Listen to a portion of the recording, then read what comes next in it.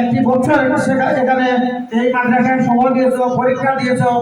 আজকে তোমাদের একটা খুশি সংবাদ, হয়তো কিছুক্ষণ পরে তোমরা জানবা যারা ভালো ফলাফল করেছেন তাদের জন্য ভালো পুরস্কারও দেওয়া হবে।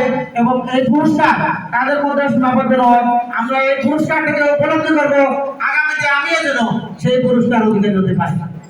কারণ প্রতিযোগিতা যদি আসতে না পারি তাহলে আমি ভালোভাবে কিছু করতে পারবো না।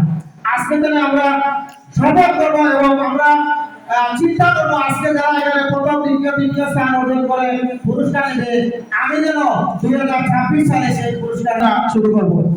যাই হোক, আমি মহান রব্বুল আলামিনের কাছে দোয়া করি সকলের জন্য, সকলের সুস্বাস্থ্য এবং বিশেষ করে আমার আলিমে দিন ইসলামের যারা এখানে শত ব্যস্ততার মাঝে সময় দিয়েছেন, আমি আমার ব্যক্তিগত পক্ষ থেকে ধন্যবাদ এবং কৃতজ্ঞতা জানাই। আমার প্রতিষ্ঠানের ফলাফল আগামী 30শে ডিসেম্বর আমাদের বিদ্যালয়ের ফলাফল প্রকাশ হবে। আমি সকল অভিভাবক, সম্মানিত হুজুর, শিক্ষক